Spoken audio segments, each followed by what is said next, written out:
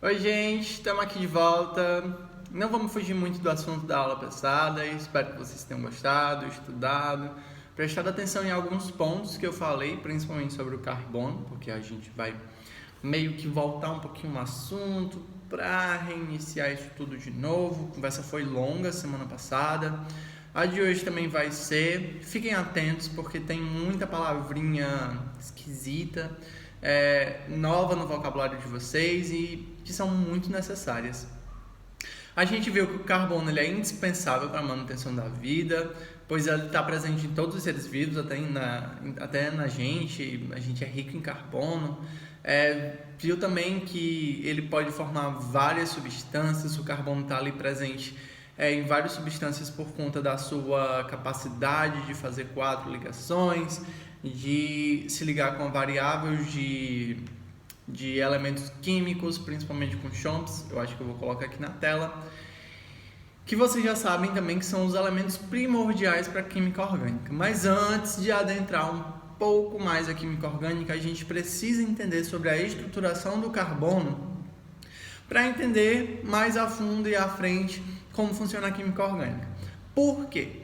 Porque no decorrer do estudo da química orgânica, a gente vai depender muito das propriedades do carbono.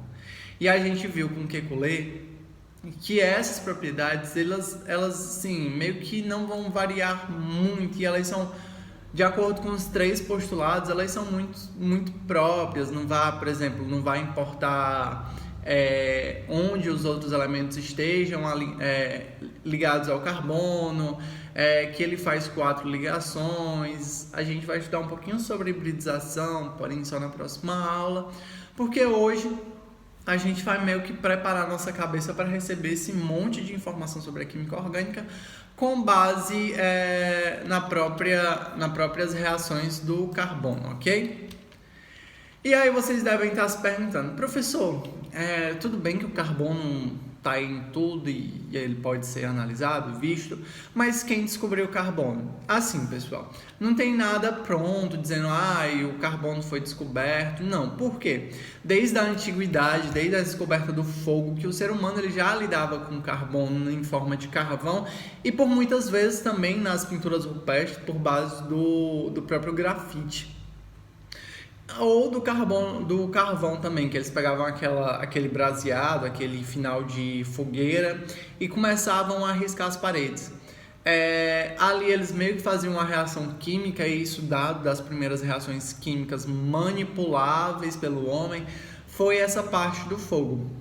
Mas foi ali em 1789 que Antoine Lavoisier ele meio que batizou o carvão,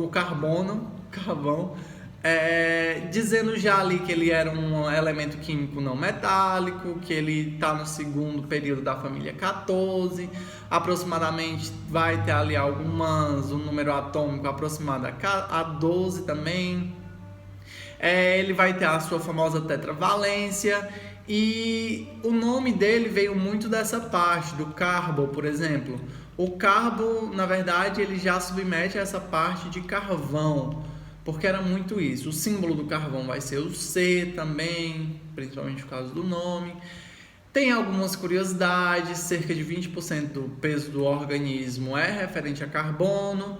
O carbono é o 4º elemento mais abundante do universo. O grafeno, no alótropo do carbono, a gente já viu que o alótropo vai ser uma diferente forma do carbono ali, por conta de ou um próton, ou um elétron, ou um nêutron. O grafeno é o material mais fino e mais forte já conhecido. Existem, então, muito mais compostos que têm carbono na sua fórmula do que os que não têm. Ou seja, o carbono a gente já viu que ele é tanto presente na química orgânica como também na química inorgânica. E aí a gente reforça muito mais aquela parte de que os elementos tidos na química orgânica, eles têm que ter carbono. Porém, nem todo elemento químico que tem carbono faz parte da química orgânica. E eu coloquei algumas outras características do carbono que vão estar aí no materialzinho de vocês que vai acompanhar esse vídeo, ok? Igual semana passada. Aí existem mais algumas curiosidades, mas antes de entrar nessas curiosidades e antes de continuar, a gente vai estudar realmente a estrutura. E antes de estudar a estrutura, a gente tem que conhecer um cara chamado Van Hove e o Lebel, que foram os que criaram o primeiro modelo espacial que poderia representar o carbono. Então, eles tinham o carbono centralizado, eu vou tentar colocar a imagem por aqui. Eles tinham o carbono centralizado nas suas arestas, as suas possíveis ligações, e essa diferença entre as ligações que vocês podem notar, que as ligações não são retinhas, como geralmente a gente faz em 2D, porque os próprios átomos, os próprios elétrons, porque o carbono já é um átomo, os próprios elétrons que têm essa disponibilidade de ligação, eles vão ter uma repulsividade quando eles fazem ligações com outros átomos. Ou seja, quando o elétron se liga a o carbono, o átomo de carbono se liga, por exemplo, a um átomo de oxigênio, a gente vai ter o quê? 2 átomos se ligando. Porém, quem efetua as ligações são os elétrons. Então, toda vez que esses elétrons eles fazem essa ligação, eles vão ter uma repulsividade referente aos outros elétrons, aos outros pares de ligantes de elétrons.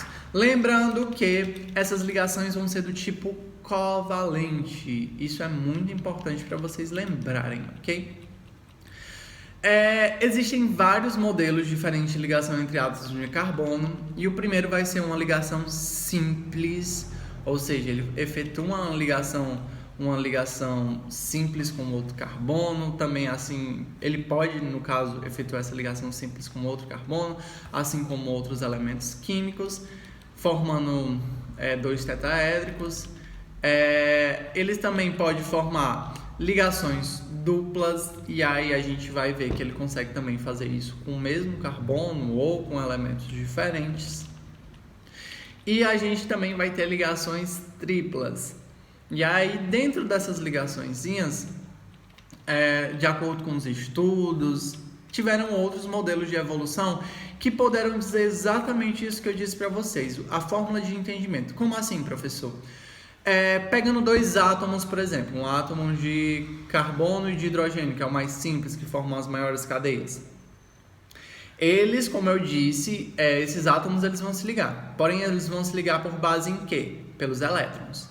Então, Lewis foi lá, em 1915, propôs as ligações de Lewis. E, segundo eles, se ligavam por pares de elétrons que possuem na sua camada de valência. A gente já sabe que é a camada de valência, que é a nossa última camadazinha, e sim, porque os elétrons da camada de valência, eles são os mais reativos, eles estão ali meio que, ou às vezes eles vão estar muito soltos, às vezes eles vão estar muito presos, e a camada de valência, quando eles estão muito presos, é porque eu tenho muito elétron na camada de valência. Lembrando, quanto menos elétrons eu tiver na minha camada de valência, mais facilidade eu tenho de doar meus elétrons. Quanto mais elétrons eu tenho na minha camada de valência, menos probabilidade eu tenho de doar meus elétrons. Isso acontece muito, por isso que existe a ligação iônica, porque os materiais da primeira família, os elementos da primeira família, tanto metais alcalinos como metais alcalinos terrosos, eles têm pouco elétrons na camada de valência. Isso vai fazer com que eles tenham mais predisposição a doar. Já que a gente está falando de covalente, não existe essa parte de doação. Eles vão compartilhar seus elétrons entre si. Então, Lewis foi lá e afirmou isso, que eles se ligavam, e propôs uma formulazinha, que eu acho que eu também vou colocar aqui na telinha para vocês darem uma olhada, que são as definições de pares de elétrons. Por exemplo, o carbono, ele tem 4 elétrons na sua camada de valência. Então, quando eu for representar, eu faço o carbono, 4 pontinhos na sua camada. E esses 4 pontinhos é que vão fazer as outras 4 ligações por meio de compartilhamento, e assim o carbono vai atingir a regra do octeto.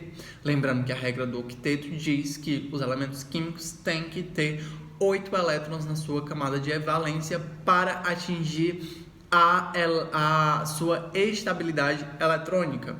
Existem alguns que não precisam disso, como, por exemplo, o hidrogênio. O hidrogênio só precisa de 2 na sua camada de valência para atingir seu equilíbrio eletrônico. Então, visto isso, a gente viu que o próprio carbono ele vai ter alguma propriedadezinha que vai ter o tipo de união entre átomos. Como assim, professor?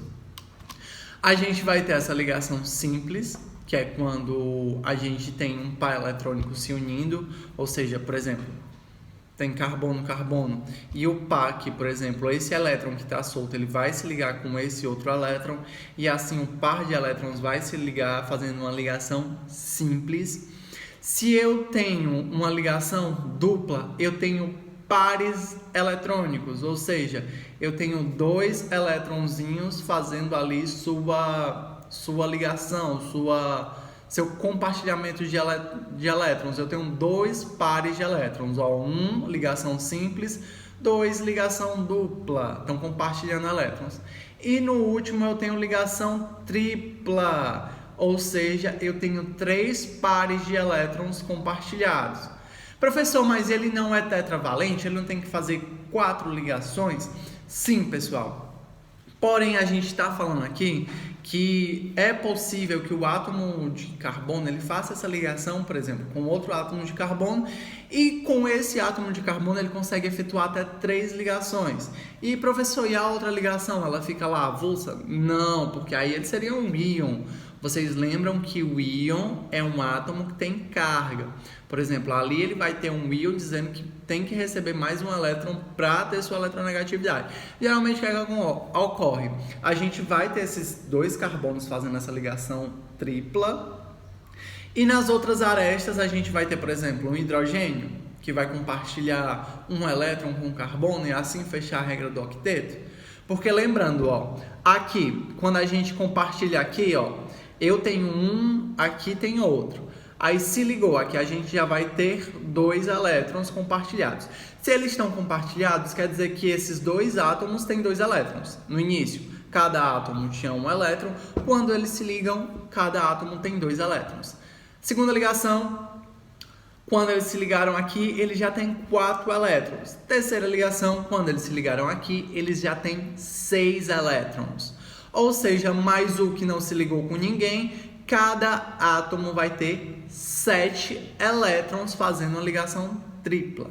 Deu para entender?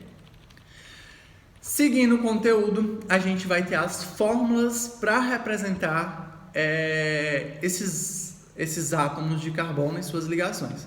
A primeira fórmula é a fórmula eletrônica, também conhecida como fórmula de Lewis, que ele representa os elétrons que vão fazer ligação por pontinhos. A outra que a gente tem é a fórmula estrutural, que vai ser a fórmula por base em pauzinhos, vamos dizer assim. Tem um nomezinho mais específico, meu Deus. Mas enfim, são esses traçozinhos que estão aí na telinha, eu acho. Que vão identificar onde está ocorrendo a ligação entre esses átomos. A gente também tem a fórmula molecular, que vai explicar quanto de substância tem nessas nossas moléculas. Por exemplo, CH. Pronto, aí não é uma fórmula molecular, pode ser, mas essa fórmula molecular me indica que eu tenho um carbono e um hidrogênio. Agora, se eu tenho, por exemplo, o CH4, eu estou dizendo que eu tenho um carbono e 4 hidrogênios, ok? Por fim, e não menos importante, a gente tem a fórmula geométrica. Essa fórmula geométrica identifica o espaço da molécula. Professor, e qual a diferença dela para aquela outra fórmula estrutural? A fórmula estrutural também é ligada, assim como a fórmula geométrica, por traços. Porém, na forma geométrica, a gente vai ter os ângulos de atração e repulsão entre os pares de elétrons ligantes. Ou seja, a gente já viu que os elétrons eles se repelem. Ou seja, se eu tenho eles têm essa capacidade quando eles, por exemplo, eles estão conectados, eles vão ter essa capacidade de repulsão com outros pares de elétrons. Ou seja, Quando eu tenho pares de elétrons, eles funcionam como um ímãs, então eles têm essa rede de interação aí. Professor, mas por quê? Lembrando que cada átomo vai ter sua nuvem eletrônica. Então, se eu tenho uma nuvem eletrônica desse lado e uma nuvem eletrônica desse outro lado aqui, elas vão meio que se repelir, e isso se reflete no par ligante dos seus elétrons. E tudo isso, todas essas estruturas tem essa parte, essa contribuição na forma de como as nossas cadeias de carbono vão se formar. Então, a gente, por exemplo, professor, quer dizer que eu posso ter uma cadeia de carbono toda formada pela fórmula de Lewis? Você pode, porém fica muito mais complicado você fazer pontinhos, até porque as cadeias de carbono geralmente são muito grandes. Então é mais fácil a gente identificar pelos esses bastões, esses traços. Então geralmente as cadeias de carbono elas são identificadas por fórmulas estruturais. E no final, ou então ao lado, a gente coloca a fórmula molecular para identificar C6H4 e por aí vai. A gente identifica dessa forma. Então a gente chega num patamar que o carbono ele já consegue formar suas cadeias, e isso vai depender muito daquela funçãozinha tão especial do carbono ser tetravalente. Não se esqueçam disso, ok?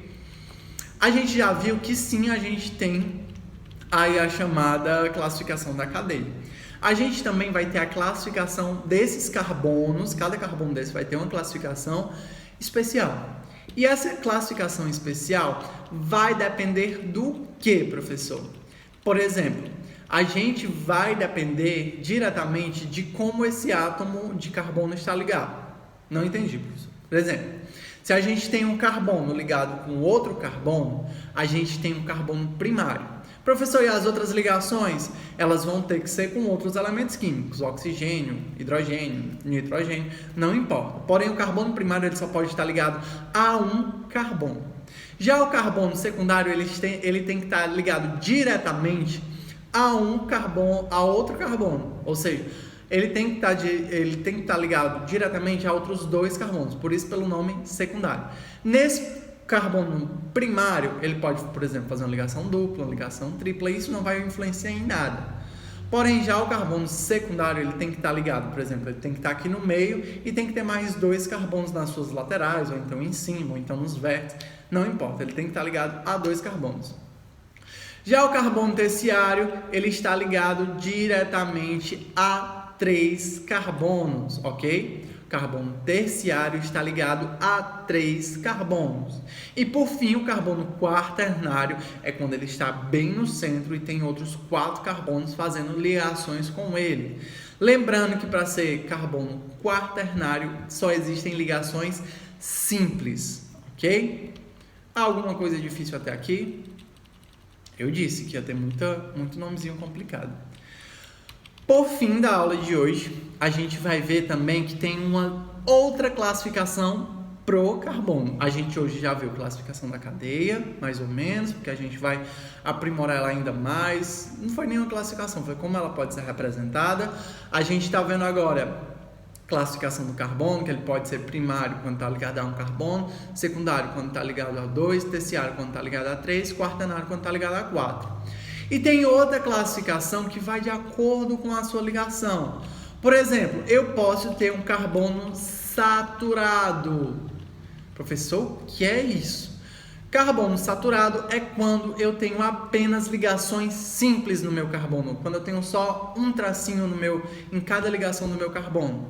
Também conhecido como ligação sigma, eu ia dizendo pi, mas a ligação sigma. Ligações simples são ligações sigmas, ou seja, todo carbono saturado só faz ligação simples, ou seja, ligação sigma. Já o carbono insaturado, ele faz ligações duplas e triplas. E aí, quando eu tenho uma ligação dupla ou tripla, eu digo que eu tenho ligações pi. Lembrando, por exemplo, se um carbono ele faz uma ligação dupla, sobra ainda mais 2 ligações simples para ele fazer. Ou então ele pode fazer 2 ligações duplas que também não vai ter problema. Professor, então me diz aí, beleza. Quando eu tenho uma ligação dupla, eu vou ter então uma ligação sigma e uma ligação pi. Beleza. Quando eu tiver ligação simples, lembrem-se, eu só tenho ligações sigma. Quando eu tiver ligação tripla, por exemplo, eu vou ter uma ligação sigma, a primeira sempre vai ser sigma, e eu vou ter uma ligação pi, outra ligação pi. Então, quando eu tenho uma ligação tripla, eu tenho uma ligação pi. Desculpa. Quando eu tenho uma ligação tripla, eu tenho uma ligação sigma e duas ligações pi.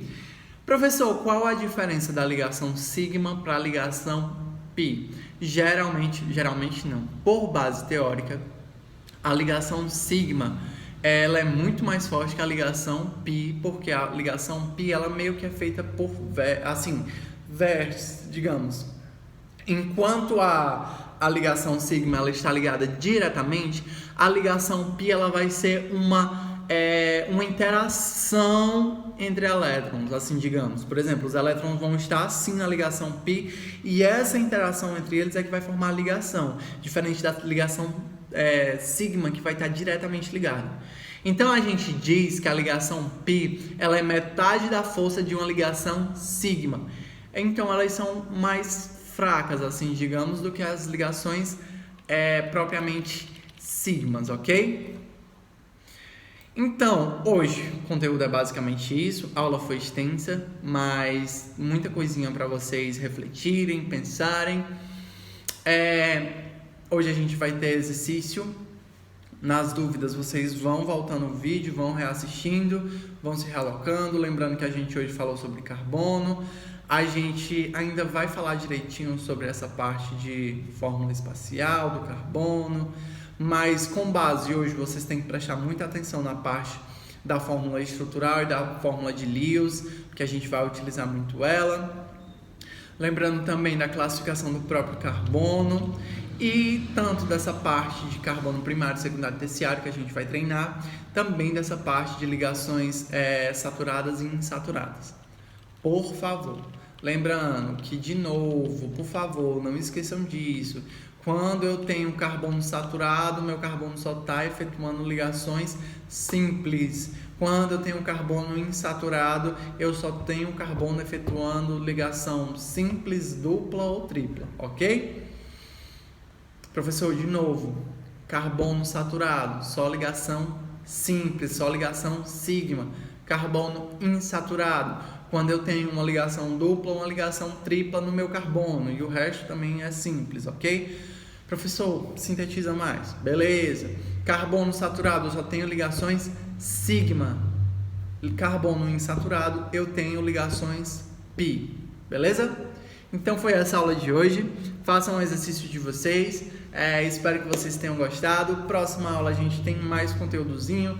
Vai ser mais dinâmico, porque a gente vai começar a estudar a própria cadeia do carbono e a gente faz uma revisãozinha do que a gente viu hoje na próxima aula de quarta-feira, ok? Tenham todos uma ótima semana. Fiquem bem.